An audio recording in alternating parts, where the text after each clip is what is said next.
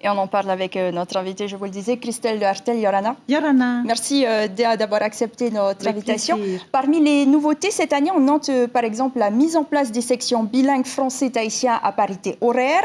Pourquoi, à titre expérimental, quand le projet École Pomme a porté ses fruits? Alors pourquoi à titre expérimental tout ça? Parce qu'au niveau de la législation, je ne suis pas tout à fait prête, parce que je veux garder ça dans le marbre. On va travailler sur une loi de pays de manière à ce que ça soit quelque chose qui fonctionne dans le temps. Donc cette année, effectivement, on va démarrer avec 3 sites qui se sont portés volontaires, une école à Tiva à Taha, une école de Matea à Mouria et un CJA de Paia. Alors la problématique de l'école Pomme, ça n'a pas été pérennisé dans le temps, notamment à cause des professeurs qui ne parlaient pas tahitien. Est-ce que des formations vont être mises en place pour former les enseignants au Rio Tahiti? Les formations ont déjà démarré. Il y a beaucoup d'outils qui sont à la disposition du personnel enseignant.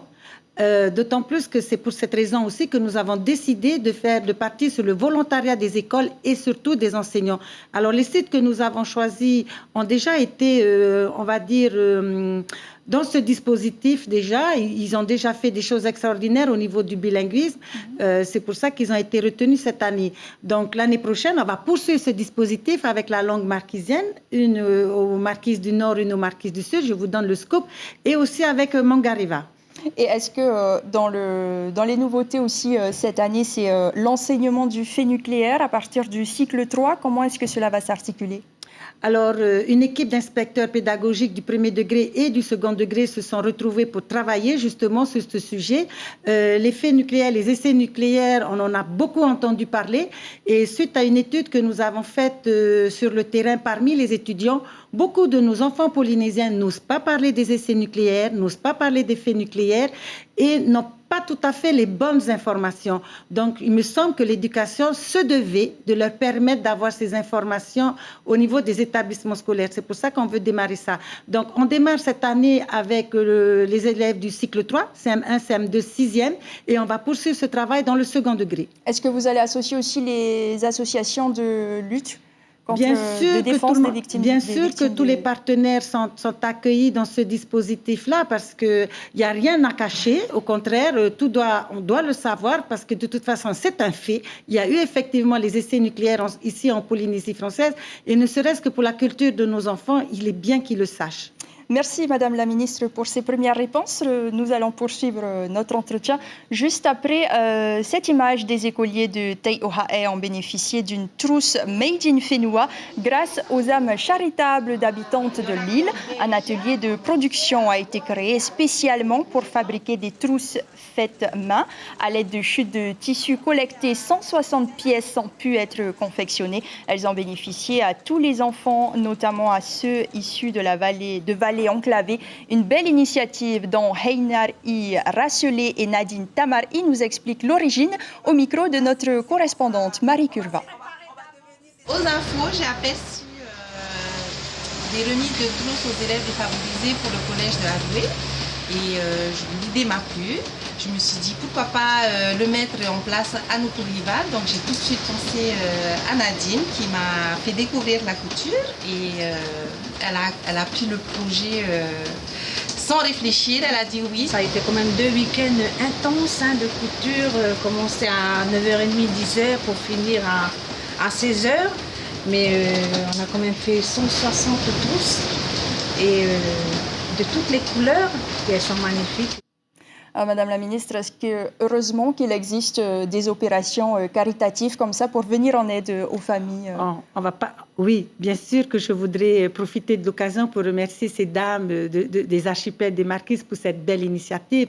Mais on va dire ici en Polynésie française, le système éducatif, la Polynésie est gâtée. Nous avons énormément de moyens, tant au niveau humain que financier, pour aider nos élèves à l'école. Alors justement, au plan financier, vous avez annoncé la semaine dernière prendre en charge le transport scolaire gratuit pour les étudiants. Cela a été annoncé une semaine avant la rentrée. C'était un effet, c'était voulu?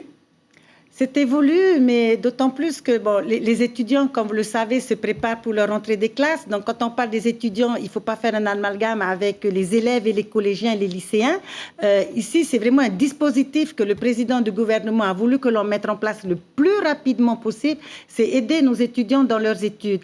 Parce qu'effectivement, lors de mes passages dans les différents établissements scolaires, j'ai beaucoup entendu d'enfants d'élèves ou d'étudiants me dire qu'ils n'ont pas pu se déplacer par manque de transport, par manque de moyens financiers. Donc, nous avons décidé pour cette rentrée d'offrir le transport gratuit pour tous les étudiants.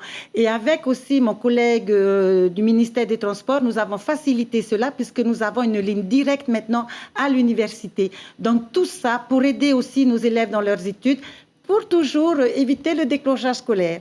Avant de conclure, Madame la Ministre, un mot sur l'organisation des épreuves de surf pour les Jeux Olympiques. Une commission est attendue la semaine prochaine. Quels vont être vos moyens de séduction ?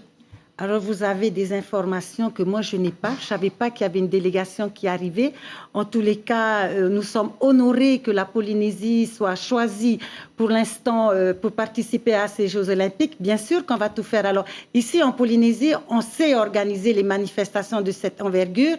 Les championnats du monde internationaux et nationaux ont déjà été organisés ici en Polynésie française. Je pense que nous serons tout à fait capables d'accueillir ces Jeux Olympiques ici en Polynésie française. D'autant plus, n'oublions pas que le surf, la Polynésie française est le berceau du surf.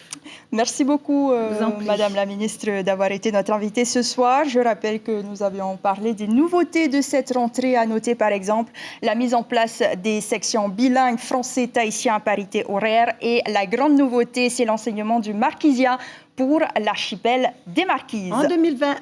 En 2020. L'information en continu sur Polynésie la première, Internet et réseaux sociaux.